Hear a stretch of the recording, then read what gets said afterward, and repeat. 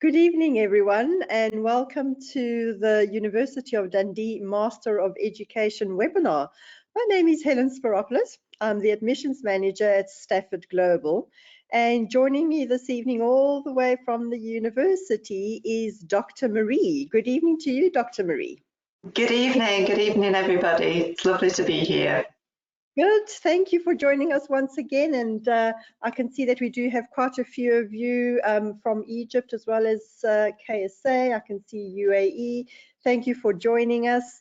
How we are going to conduct the webinar this evening is I'm just briefly going to introduce you to Stafford Global, what our role is, and then I'm going to hand you over to Dr. Marie, who's going to take you through the program.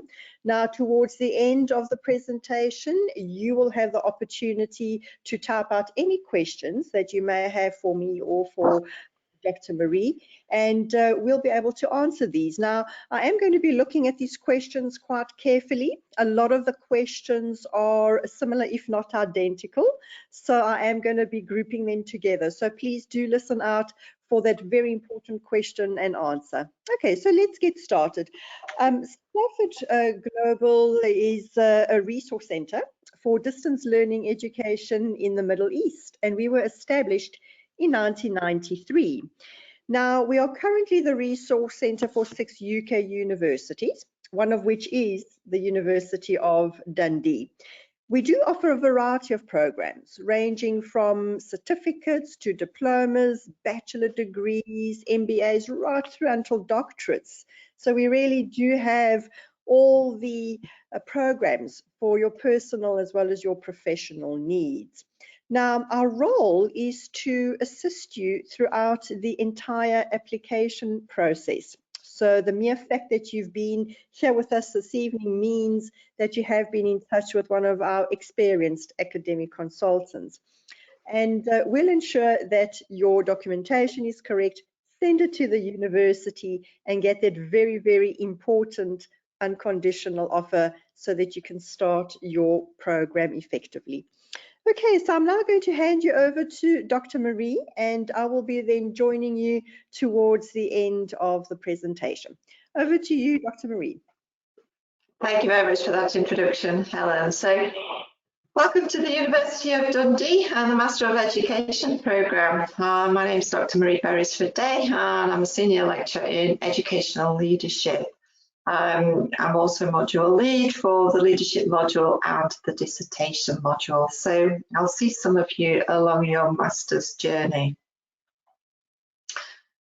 I'm going to start off by talking about who we are at Dundee before I narrow that down into the Master of Education and giving you information about the programme.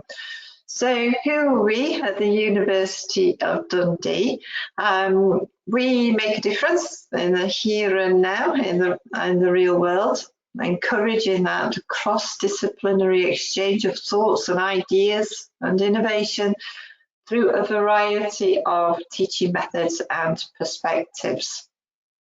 We work to foster a partnership approach between students and staff and actively seek ways of working together across different boundaries. We encourage and support students to be transformative. We make time to listen to students, to help and to support you, and recognise and respect differences. We actually actively promote inclusivity. Within all of that, we nurture creativity and innovation to help us provide those solutions to the 21st century problems.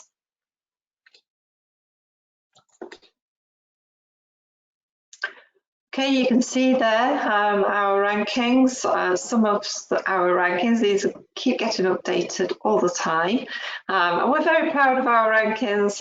We have excellent feedback from our students, some of which I'll share with you shortly. But yes, we keep moving up these rankings, which is always good for us and shows the hard work of not just the staff here, but our students also.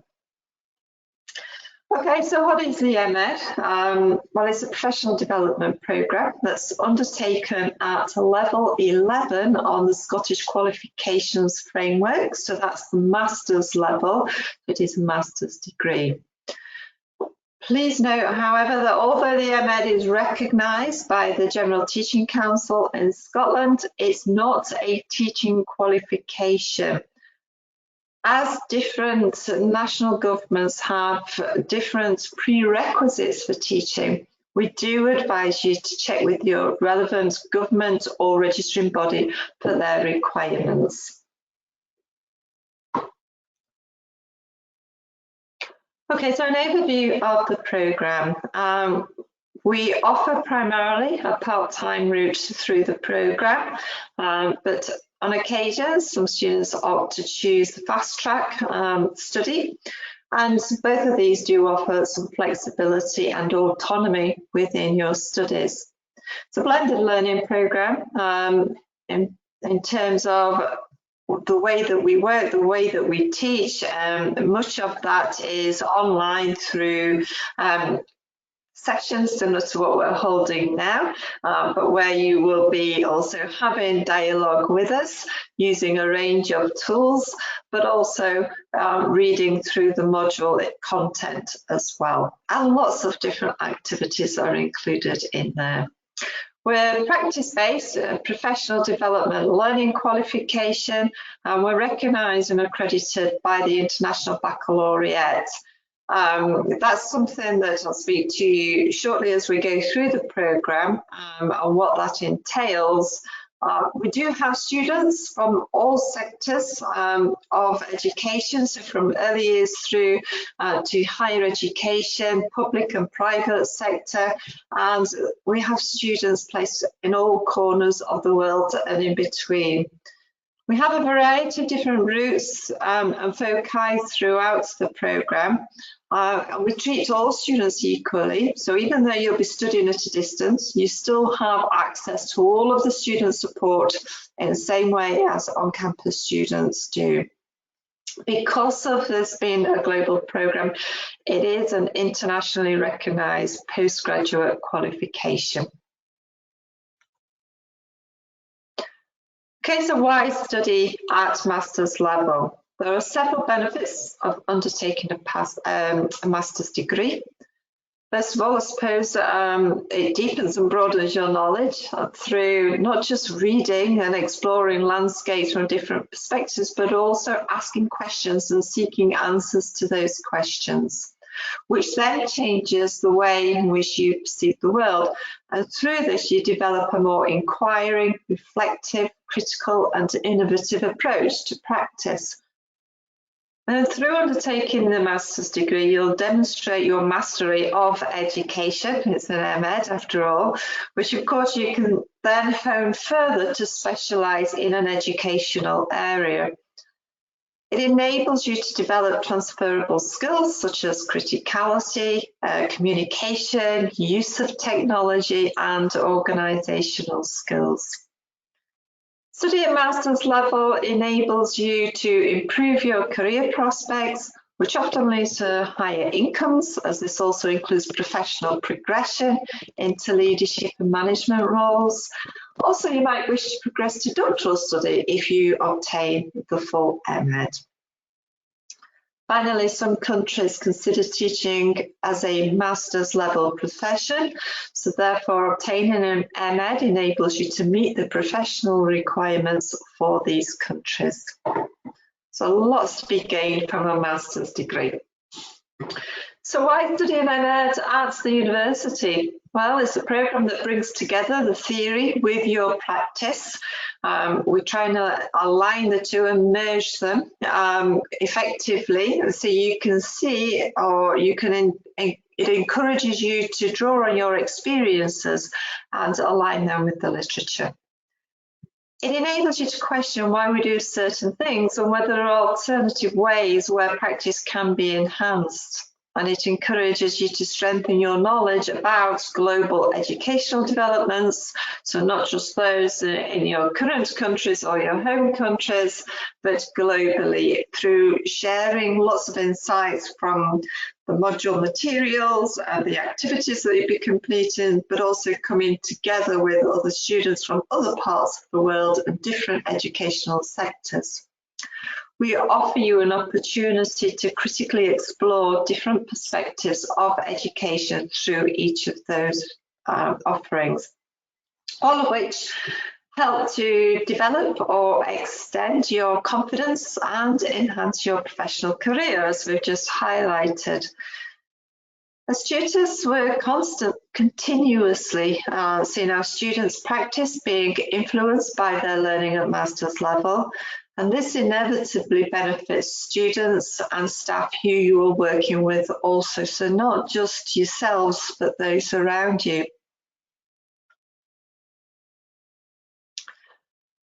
Okay, so to obtain a master's degree or an MEd, you'll need to complete 180 credits of study in any of the named awards that you see there on the screen. The Award of Leading Learning and Teaching, highlighted in bold at the top, is our generic award, which provides subject flexibility. However, if you require subject specialism, you can see that we have a number of options, from educational leadership to TESOL down at the bottom of that list. TESOL is probably one of our most recent qualifications that we offer, and this has a range of benefits, from not just teaching in terms of English teaching positions, but alternatively you could gain employment in translation and editing in the public sector. And they're just a few of the examples there. Okay, each of the optional modules enable you to carry out the study and assignment without being in a workplace environment, as long as you have relevant teaching experience to draw from. And it's important that you do have that experience, because many of our modules require you to reflect on your practice. Each optional module is considered as a single credit module and worth 30 credits. In addition, we also have 3 core modules, so reflecting upon practice and research methods and dissertation. Reflecting upon practice and research methods are also worth 30 credits. However, the dissertation is a double credit module, so is worth 60 credits.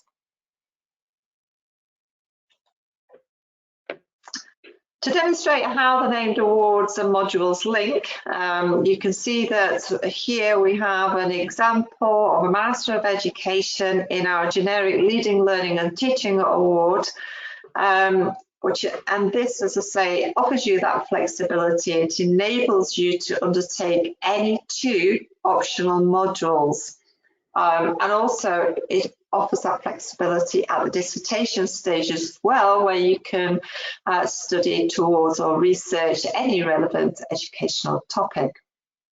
Whereas the named awards, not the ones not highlighted in bold, do require you to undertake specific modules, and the dissertation must also focus on an area that's relevant to that named award. So, for example, if you wish to obtain an MEd in educational leadership, then one of your optional modules must be leadership and organisational development, with a free choice of a second optional, but then your dissertation must also focus on educational leadership.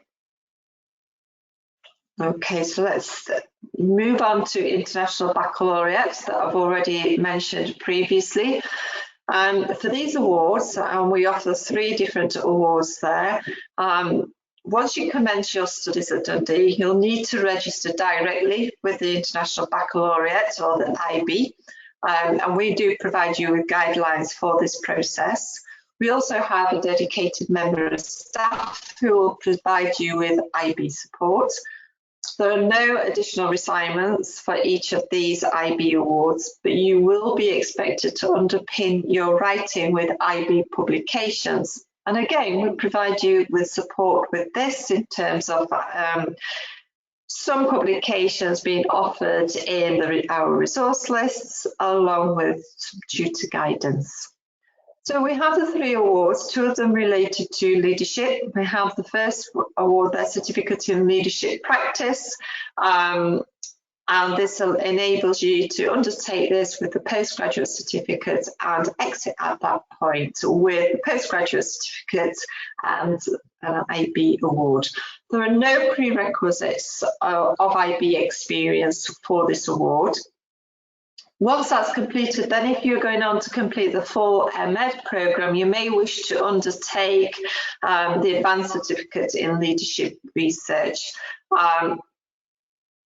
And again, you'll be given support through that. If you undertake the advanced certificate in IB, you will also be expected to bring in the IB publications and discussion into the dissertation.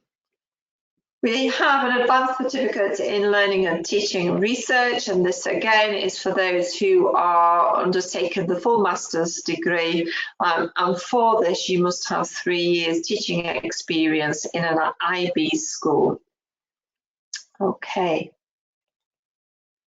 So let's just have a little look at some examples of different routes through. First of all, is a typical part-time route on the MEd, completing the full MEd, or that's what we're going to outline for you. And this does include the IB Advanced Teaching and Learning Research. So in year 1, because as a part-time student, you will carry out the study over 3 years. In year 1, you'll undertake 2 modules, the Reflecting Upon Practice as the core module and an optional module. At that point, if you decide to exit with a postgraduate certificate, successful completion of the first 2 modules will allow you to do that. But of course, you wouldn't then obtain the IB Advanced Certificate. Year 2, your second optional module followed by the research methods, and that provides you with eligibility to exit the programme with a postgraduate diploma, or as we hope that you'll complete the full MEd by completing the dissertation also in year 3, and this will allow you to exit with the MEd, and that's all important for those on this route, the IB Advanced Teaching and Learning Research Award. Another example through, and again it's a part-time route, this time we'll look at the MEd, including the IB leadership pathways. So if you remember, I said that there's 2 different awards in this, the Practice Award and the Advanced Research Award. So in year 1, you would undertake 2 modules. Now, the Leadership and Organisational Development module in this case, although it would be an optional, is a mandatory requirement for the IB, followed by Reflecting Upon Leadership in the IB. This would allow you to exit at postgraduate certificate, and you would have eligibility for the IB Leadership Practice Award. Of course, we want you to continue, and on to year 2, where you would take an optional module and the core research methods module, and again that would allow you eligibility for a postgraduate diploma. And should you decide, and we hope that you do, to continue onto your full MEd degree, you would undertake the dissertation in the year 3, but this time there is also a focus on leadership and the IB within that final year, and successful completion of that would enable you eligibility for the Advanced IB Leadership Award. Okay, moving on to the study duration, and I mentioned there that we have the 2 different approaches to study, the part-time and the fast-track. During module studies, most student time should be spent on self-directed study using the materials and the course content in the module area. The recommended study time is around 15 to 20 hours per week for a 30 credit module, and this is supplemented by live webinars and questions and answer sessions delivered by the module leader and other tutoring staff.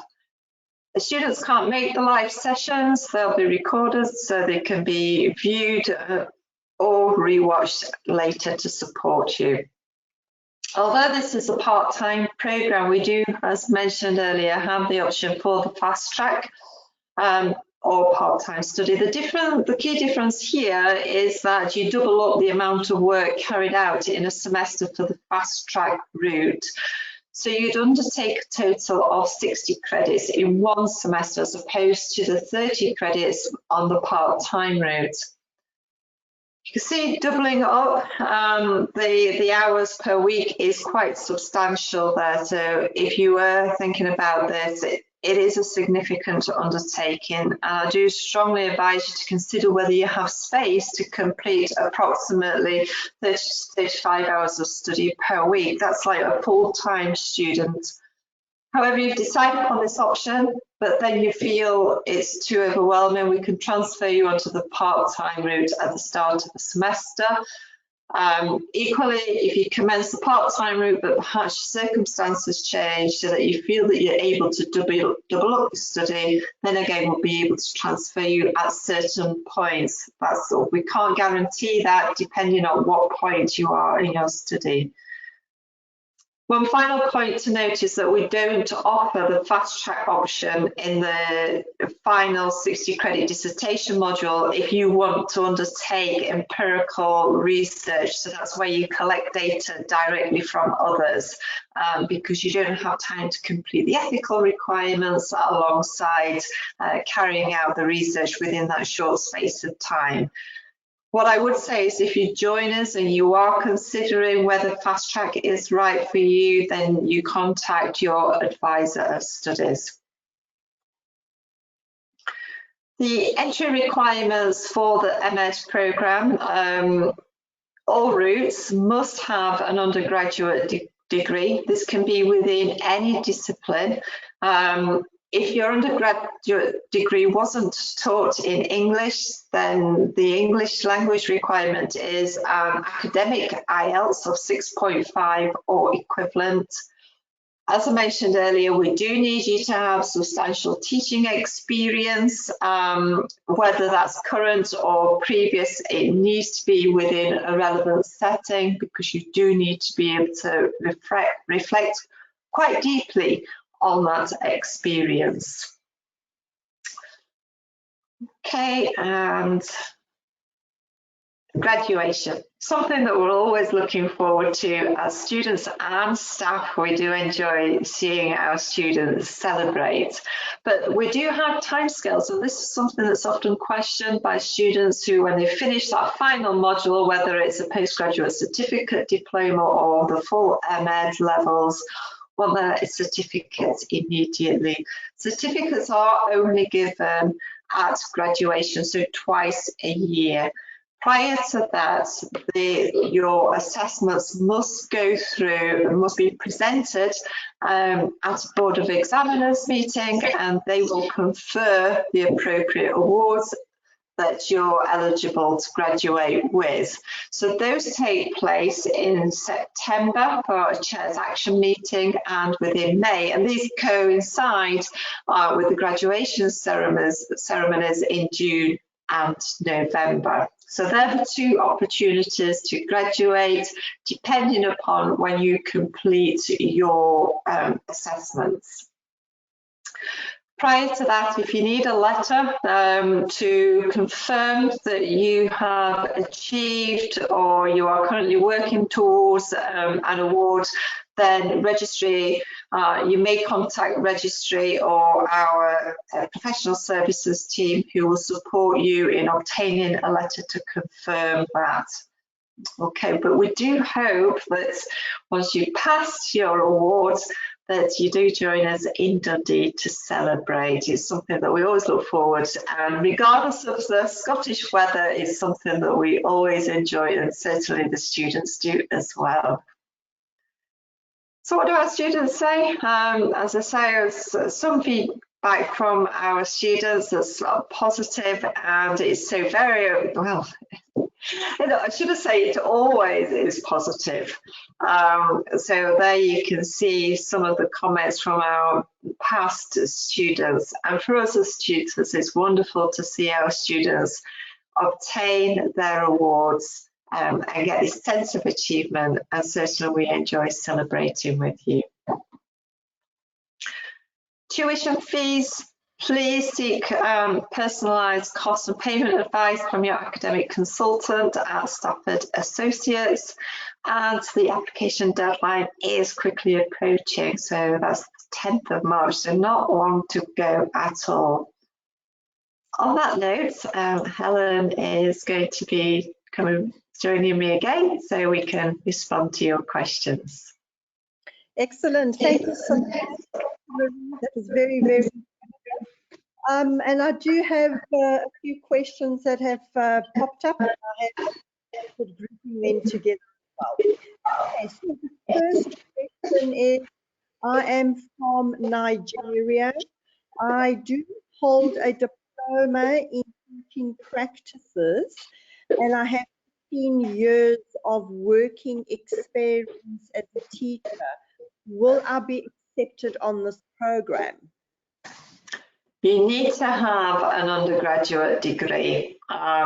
Without that, unfortunately, you won't be accepted on the programme. However, do speak to your academic consultant at Stafford, because they will be able to advise of any potential top-up courses that you may be able to do, or alternatives that they can offer you to obtain that degree. So do speak to them, but at the moment for us, you wouldn't be accepted unless you have that undergraduate degree. Absolutely, and Dr. Marie is quite correct. Please do get in touch with your personal academic consultant, and we'll be able to advise you on that. Okay, I have been informed, I have submitted my application. Excellent, that's fantastic. And I have been informed that I need to provide a proof of English. Would I require to do an IELTS, or is there any other way that I can meet the English requirement? If your degree or any postgraduate study has been carried out in English as the medium, then that may be used. But other than that, we will need an IELTS or equivalent. As I say, IELTS, an academic IELTS at 6.5. But again, speak to your academic consultant to discuss with them what you do have and how that may or may not be used and what you might need to do. Absolutely, good.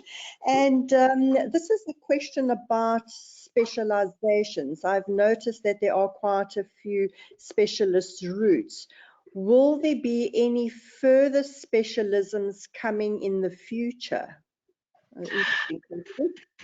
I mean, there's a lot to choose from as it is, and often that causes a headache for many of our students. At the moment, no, there's not anything in the pipeline that I'm aware of.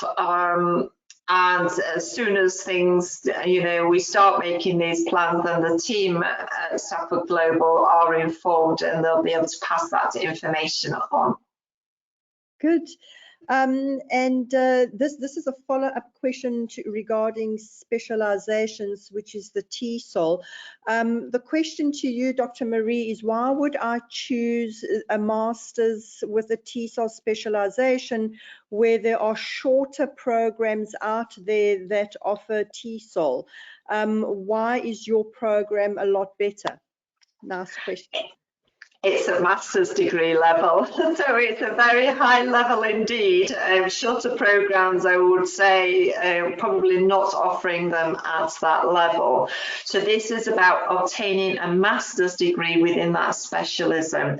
And that will always put you at the forefront for somebody who's undertaken a short course that's perhaps not accredited or accredited to this level. Good. And the next question is regarding face-to-face assessing. My school has advised that in order for me to successfully do this program, I would require some kind of mentoring or assessor to check my work during class. Does this program have this option? No, it doesn't. It's not a teaching license program. So what we are is a professional development program. We are not expected to come out and observe your practice. So do check again about in terms of the requirements for teaching within your school and within your region. Okay, and the next question is regarding the full-time program. Okay, so basically the question is, if I do start on a distance learning mode, is there any possibility for me to continue at the campus on a full-time basis? To some extent there may be, but there's such a lot of variables around that. I cannot give you an outright answer at the moment. That's something that you would need to discuss with a program manager and or the academic leader of the program, depending where you are in your studies online. The two, because timescales are not aligned for the online and the on-campus, so there's a lot of adjustments that need to be considered and a lot of other things that need to be considered first. So if that was the situation, then the first person I would advise to speak to is your advisor of study and or program manager and academic lead. Good. And are there any, so I just need to try and understand this question.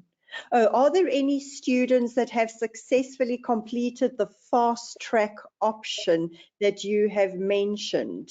Or do most of the students only do the standard route?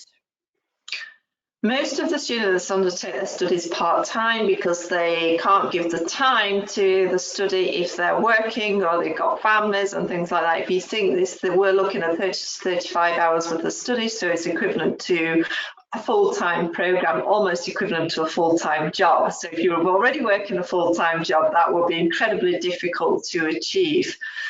Some students do go on to undertake the fast track study. Some transfer back again to part-time when they realise just how much is involved in that. Others do successfully achieve the fast track study, but through listening to the guidance that's been given and making sure that you have a specific timetable that you can accommodate that 30 to 35 hours of study per week. And if you go into the full masters, that you are willing to undertake a desk-based study. So depending on the style, we typically advise a literature reviewed style dissertation. And that's how we would see success in the fast track route. But you do need to have the time and space to study in depth. Absolutely, absolutely. Do get in touch with us as well and your academic consultant, and we'll be able to give you some guidance on that as well. And quite a very interesting feedback on other students or current students that are taking the program either on a fast track or a standard route. So do get in touch with us and we'll be able to guide you to suit your own personal lifestyle, basically. Okay. Okay, the next question is related to graduation. Again, a very common question. What would happen if I cannot attend the graduation? If you can't attend the graduation, you would still need to complete what we call the graduation task, which is, I think, very basic in terms of making sure that your addresses and things are up to date, and the information that we hold on you, that we have about you, is all up to date. And upon the time of graduation, if you're not physically attending, the team will send your certificates out to you. Good, and I've seen quite a few questions around assignments, so I'm going to just group them all together. Okay, all right, so the one question is, how difficult are the assignments? Is this something that I can actually pass? Okay, and then there's a follow-up question to that, that if I do happen to fail assignments, can I repeat them? Okay, I think I'm just going to talk about assignments in general there. First of all, we don't have exams on the programme, so that I know that previously that's been quite a common question, so I'll address that one in case anybody is going to be asking that in a moment. So there's no exams on this. It is primarily through written assessments. We do have some options for presentation style assessments and things like that, but primarily it's through written assessment. The 30 credit modules, we're looking at around 4,000 to 5,000 words. For the dissertation module, we're looking at around 12,000 to 15,000 words. How difficult it is? Well, you've got to think that we are writing at master's level, but you are given a lot of guidance along the way by the tutor staff, but also there's support from the Academic Skills Centre of what does it mean to write at master's level. And there's no doubt about it, most students find that quite daunting, particularly for their first module. So if you're undertaking a postgraduate certificate award, it's still a master's level award, so you're still expected to write at master's level. We're not expecting you to come in and have the perfect assignment. Not many of us do, and I'd be included in that. But there's lots of guidance that's given to you to support you on the way. There's also an opportunity in all modules for formative assessment. I would always advocate that you try and submit the formative assessment within the deadline so you can obtain some feedback on your writing, and you can take that forward then for the summative assessment.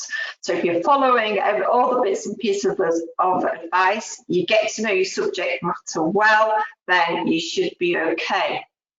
Now, there's no, and many of our students are, but there's no guarantees. And some students, you know, reality, some students do fail.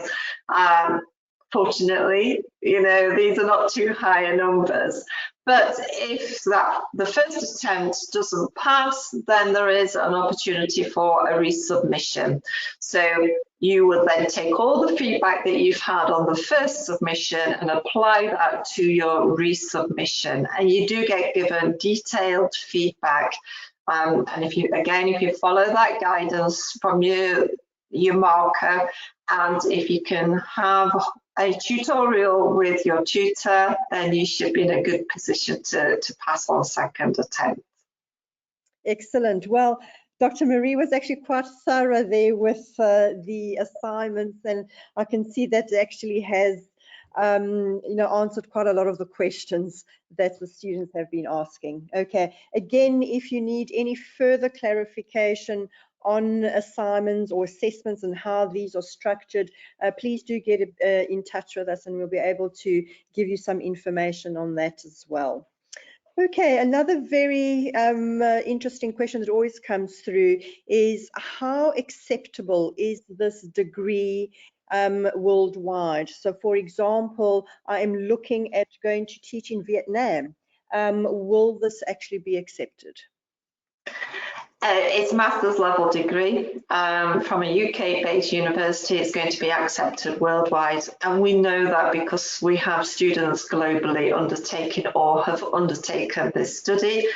Some have taken that based here in the UK and moved abroad. Others live in Middle East, North Africa regions, for example, and have moved elsewhere in the world as well. So we know it's accepted, but yes, because it's a master's degree that's been accredited by a UK university, then yes, it's globally accepted.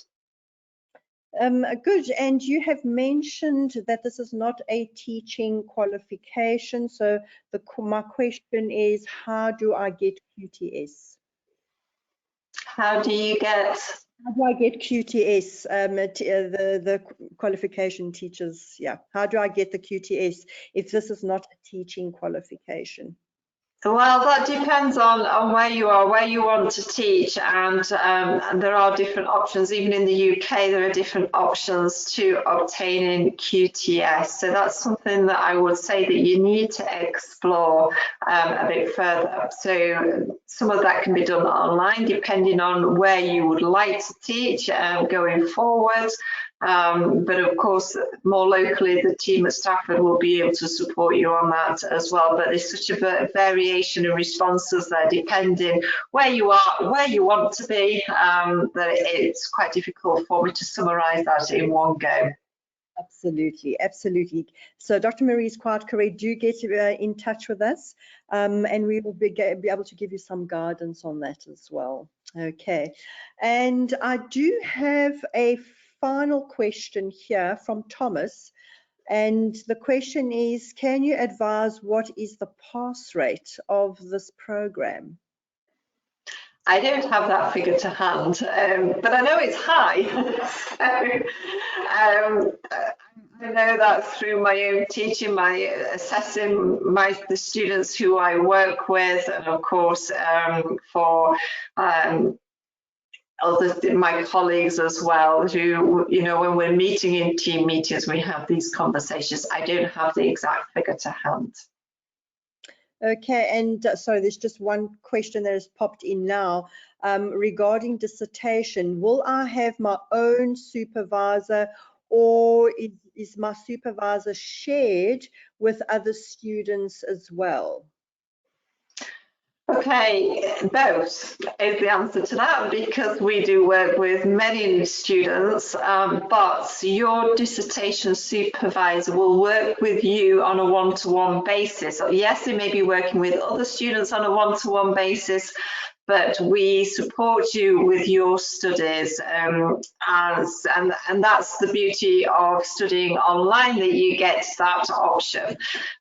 So yes, we will work with you. The dissertation lead will identify where, or you will inform the dissertation lead on where you would like your subject matter to be, or what that subject matter is, and they will try and provide you with a supervisor who's got their prime area of expertise in that subject.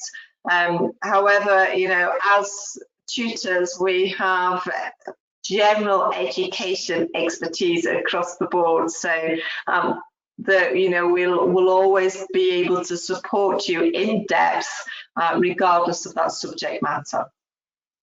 Good, excellent. And again, one last question here from Thomas is, if I need more information on the actual materials that you cover per module, can I contact you, Dr. Marie?